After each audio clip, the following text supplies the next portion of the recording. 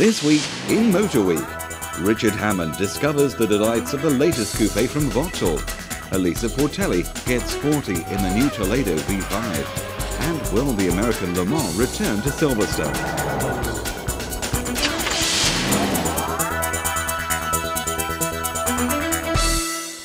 It doesn't always pay to be the loudest in your class, and just because a car's new doesn't mean it immediately has to be the most expensive or the fastest, the biggest or the cheapest in its class.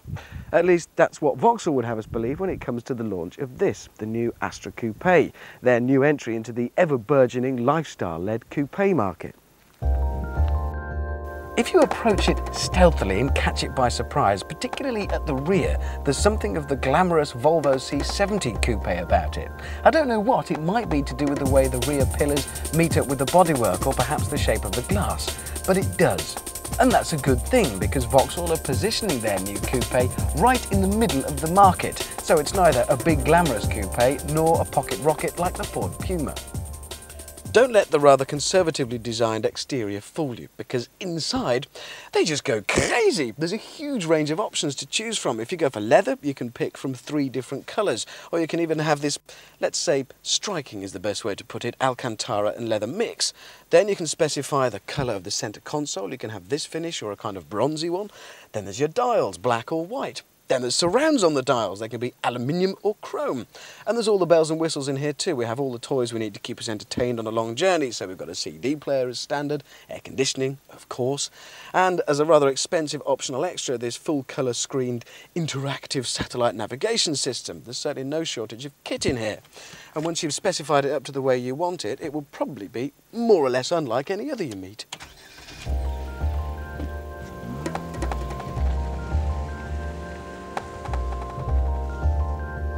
There'll be 3 trim levels for the UK, with the top spec reserved for the 2-litre turbo. And good news, it comes ready boy race it up for you, with a special big chromy tailpipe adornment and, believe it or not, coloured brake calipers, as well as meaty 17-inch alloy wheels. It must have been very tempting for the designers just to take the ordinary Astra Sport chassis and bung a nice slopey coupe body on it. But bless them, they didn't. They worked a bit harder than that. So they've modified the suspension quite a lot. We've got firmer springs and increased damper rates, whatever that is. We've also got a lot lower car, so what you get is a much more coupe-like ride and drive. Every panel of the coupe is entirely new. The design comes courtesy of collaboration with Italian styling house Bertoni, in whose factory the car will be built. Ah yes, oily bits. Well, you get a choice of 3 engines. It starts with a 1.8 litre. There's this, which is a 2.2 all aluminium, completely new engine, which is actually very, very strong. It's got huge mid-range. All the power seems to be up to and around 3 to 4 to 5,000 revs, which is great for punting it between corners. Then there is the top fire-breathing 2-litre turbo with about 190 odd brake horsepower, 0 to 60 in something like 6.7 seconds and a top speed of 149. Quite fast. The frameless doors, a real coupe styling cue, were considered a must-have by the suits in charge, and it may not have been easy to achieve. It's always rather difficult getting pillarless doors to seal properly, but it looks proper and it makes things easier when the cabriolet comes along, which it will.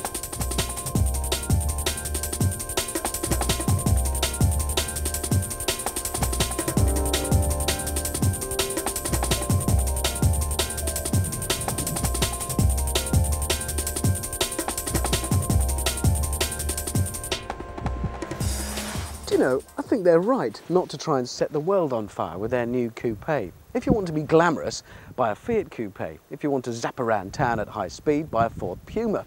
If you want to be très élégant and chase the sun in the south of France, buy a Peugeot 406 coupe. But for punters looking for a good, solidly built, probably very reliable and certainly very handsome coupe from a big brand manufacturer for between 16 and 20 grand, I reckon Vauxhall have just about got it sorted.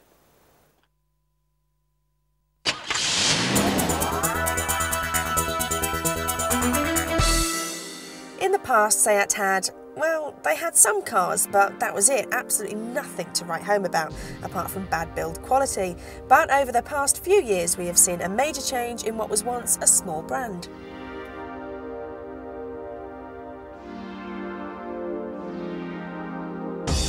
These These days, Seat have no problem in trying something different, and with launching this, the new Toledo, into a market with rival cars such as BMW and Alfa Romeo, you could say that they've been rather daring. In fact, very daring indeed. Seat see themselves as the sporty ones of the VW family. They've taken a look at Alfa Romeo and said, we can do that, we can have Spanish flair, we too can make sexy cars and for a lot less money. You can tell right away that the interior has come straight from the Volkswagen workshop. It's laid out and put together very well. However, the dials are a little bit fussy, but you'll soon forgive it. Now, things that come as standard, well, there is a list as long as your arm, and no presenter can remember them, so I've got myself a list. So these are a few that come as standard on the V5. We've got colour-coded bumpers, tinted glass, 16-inch alloy wheels, front electric windows, rear electric windows, CD auto changer in the glove box. We've got a rear anti-sun curtain, pollen filter, driver's airbag, passenger airbag, side airbag.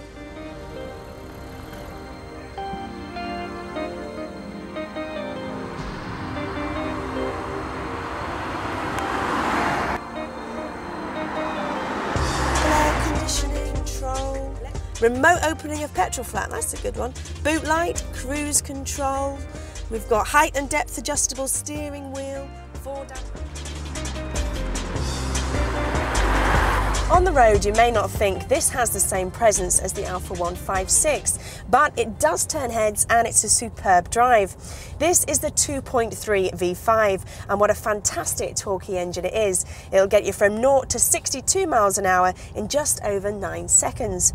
Let this baby loose on a nice windy road and you'll feel like you're reliving your youth in that little hot hatch that you never had.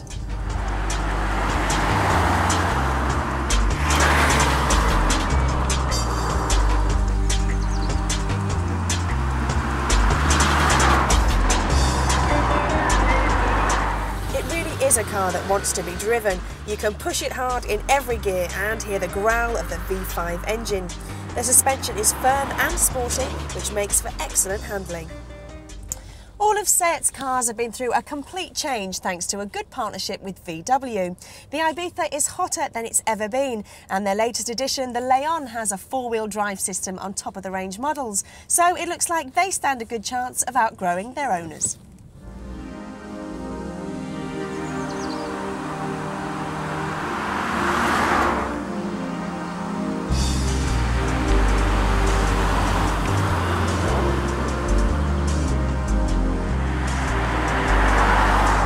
At just under 20 grand, this really is great value for money. And one thing's for certain, the Toledo driver will walk away with a smile that's as wide as the badge on the front grille.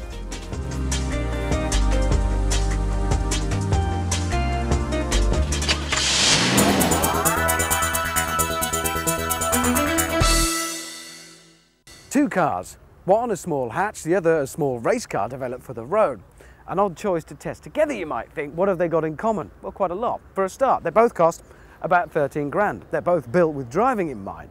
But this is the Citroen Saxo VTS. It's a compromise. It offers practicality and drivability. Caterham Super 7 Sprint offers no practicality, no compromise. It's just about driving. So we want to find out, is it worth sacrificing the practicality of the Citroen for the excitement of the Caterham? So which one first? It's got to be the Caterham. And straight away, there's no mistaking this car's purpose. In a tiny little cockpit, we've got two deep bucket seats, very narrow. We've got a full 4-point race harness, which is a fiddle to get on, minimal dials, and that's it. No creature comforts whatsoever, and a little tiny Momo steering wheel. And it's not the easiest thing to get into or out of. Well, it's got an alarm, which is good in a car with no roof, but it's not the easiest thing to find where the keys are, located under the dash. But we've done it. So we'll fire it up, hear the fuel pump clicking away. We'll first release the handbrake under here. We're ready for liftoff. In actual fact, Caterham can supply you with one of these direct from the factory for just a shade under 11 grand. But to be honest, I think to spec it up to anything like a livable standard, you're going to be spending about 13. You can go mad and spend 20 grand on something that'll easily beat a Ferrari. Cramped isn't the word in here, it's unbelievable. This thing is tiny. I'm a small guy. You should have seen us wrestling the cameraman in here. Getting him out is going to be even more fun. This is absolutely back to basics. I feel like Biggles in a car. Hello. And the old Roadster, there is not a single frill on this car. Everything is basic and functional. And the controls are incredible. The steering is faster than I can believe. With a tiny little steering wheel, it's accentuated. Before you know what's happening, you really are disappearing up your own what's-it. Everything you need is here, even a little tiny indicator. It works, but again, it's pretty functional. This is the most basic version. It's the Classic or the Sprint, so it's a little tiny 1.6 8-valve K-series engine, but that is more than enough. The car weighs about half a ton, which really is nothing. That makes for blistering performance. We're not talking high-tech Japanese-style manufacturing here. We're talking about enormous fun in a little tiny lightweight package. Even down to the steel wheels, it's the basic specification, no fancy alloys here.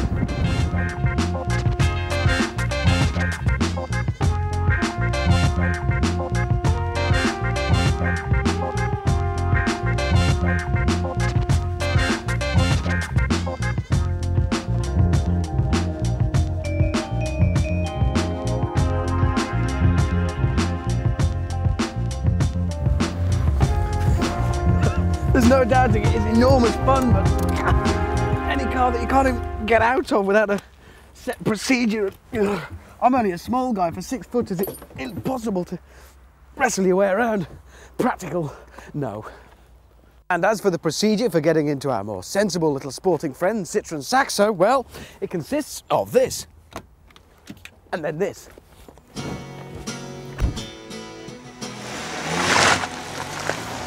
Well, this is completely different. It's a car for a start. You're sat inside a hot hatch, but in fact, apart from the nice blue dials, you wouldn't really know there was anything hot about it at all. You just sat in an ordinary car. It's not until you mash the right pedal do you realise this thing is very fast indeed. Front-wheel drive, so it's a totally different experience, and it is extremely quick. It's typical hot hatchery in here. All the power going to the front wheels. They're only too ready to brake traction and spin. It goes around corners incredibly quickly. Unlike the Caterham, it takes minimal effort. In the case of the 7, you get back what you put in. It's rear-wheel driven, it feels raw and basic. This feels as comfortable as any other hatchback. It just happens to go very quickly. If you have to ask why the Caterham is a more rewarding driver's car when this thing is easier to drive and half the time is probably faster anyway, you'll never appreciate it. This is a compromise, and you're aware of that all the time. Having said that, it's a car that you can drive very, very fast, very, very easily. The main difference is we can go at great speed, but I've got my shopping in here. There's massive amount of room. It's a typical hatch. Convenient, everything to hand, a nice size, you can see out clearly, and it's warm and dry.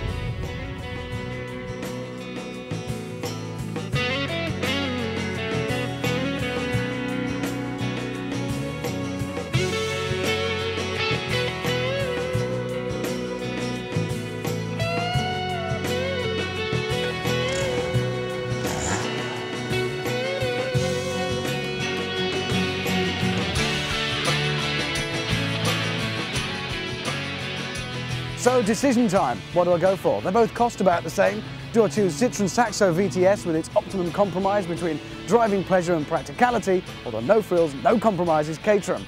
Well, I'm a dyed-in-the-wool motoring enthusiast and I'm a bit of a hard man. I don't mind the wind in the hair, but then I have got to go to London and it is an awful long way. It's the Citroen.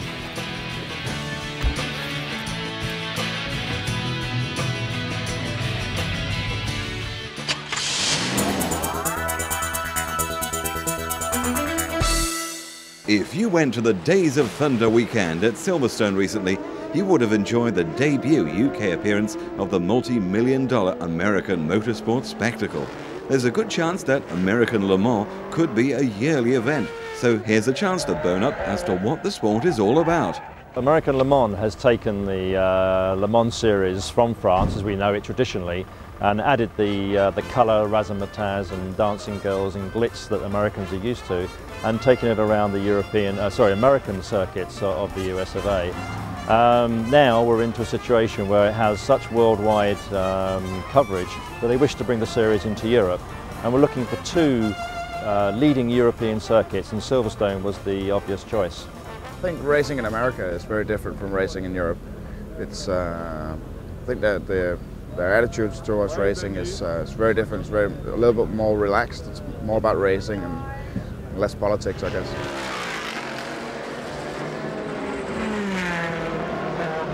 We had 8 races last year. We have 12 races this year, and 3 of those races are going to be outside of North America. And Silverstone happens to be our first venture outside, so we're looking forward to that. We think this is going to be a terrific venue for us and a terrific venue for our first race outside of North America. I started last year. It was my first season in the old Panos GT1 car, and it's been my second season now in the prototype. I mean, sports cars are very different from Formula 1 cars, so sprint races as such. It's you know, for one, there's 2 drivers who share the car, and there's a lot of pit stop strategy involved. Fuel and everything's really important here. It's longer races. The race at Silverstone will be 500 kilometers, so should last 3.5 to 4 hours. So after the sunshine and spectacle of Silverstone's Days of Thunder weekend, will it be placed in next year's dive for the UK circuit? This is year 1. Like any new race series, any new project, it takes 2 or 3 years to build. We'll take a decision fairly swiftly after this weekend, but in my mind it's already made up. This is the start of many years to come. We don't want to do this just for a one-time experience. We want this to become an annual tradition here at Silverstone, bringing these sports cars over here for a huge race. Well, the traditional French Le Mans race, of course, has always been 24 hours. This race at Silverstone will be slightly shorter. It's a 500-kilometre race, which lasts for 3 hours. So the start procedure will be slightly different. The length of the race, the time that the drivers change over, tyre changes and things like that will all be adapted to suit the 500-kilometre race.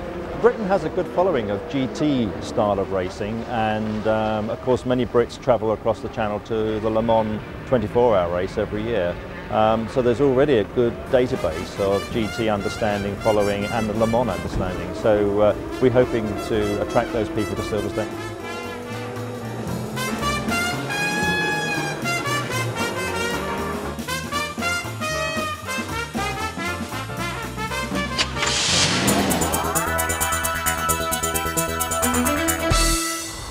When one car manufacturer decides to take on another and go directly for the jugular and take on one of their models in particular, you know it's going to be serious business. And that's exactly what Lexus have done with this, their new small saloon, the IS200. They've aimed their sights squarely at BMW's new 3 Series. Now, of course, Lexus is the luxury brand of Toyota. Toyota are one of the biggest car manufacturers in the world, and they have very, very deep pockets.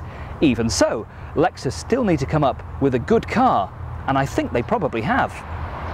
The styling of the IS200 is very smart on the inside, as you'll see in a moment, and in my opinion, on the outside it has shades of Ford's New Edge design policy with some very, very sharp angular lines. It looks better than the 3 Series, dare I say it. Only the Alpha 156 is more gorgeous. Now, I think the IS200 is a car that will stand out in that crowded executive car park amongst the A4s, the 3 Series, the Mercedes and the Saabs. There are 3 models to choose from: the base S model, the SE and this sport version, which gets tinted rear windows should you be a celebrity or want lots of privacy, 17-inch alloy wheels and a rear boot spoiler. And it's also here at the rear where I think the IS200 looks most like its big brother, the GS300. But come and take a look at the smart interior.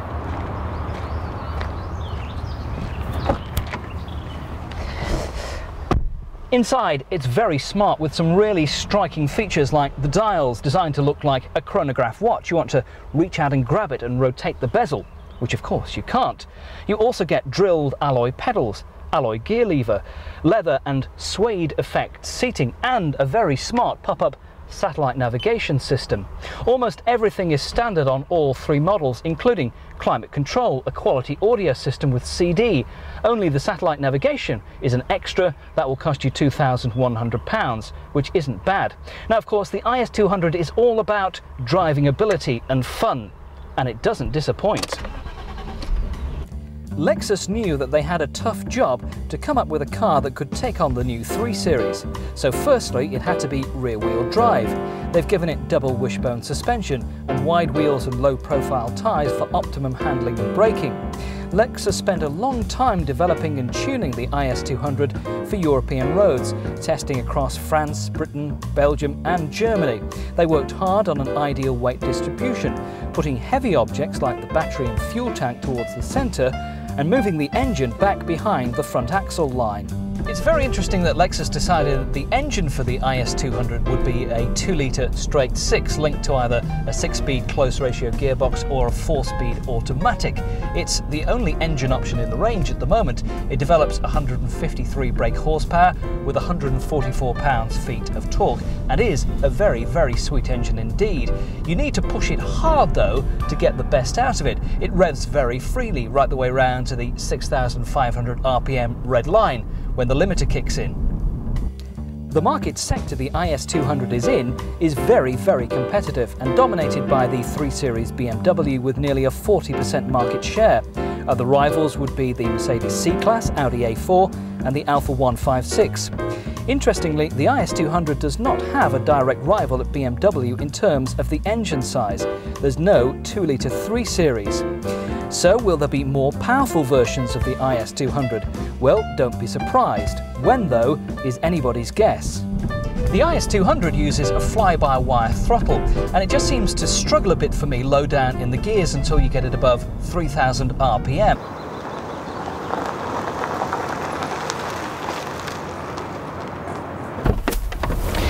Now, in every car we drive, we look for the good points and, of course, the bad points.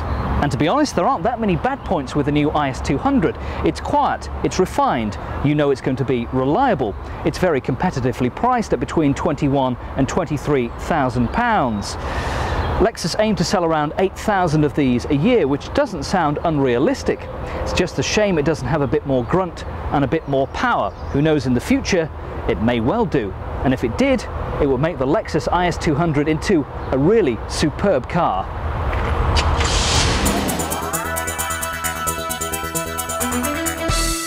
Next week, Richard puts 2 new estates to the test, and Ginny Buckley drives the very sexy Porsche Boxster S. That's next week in Motor Week.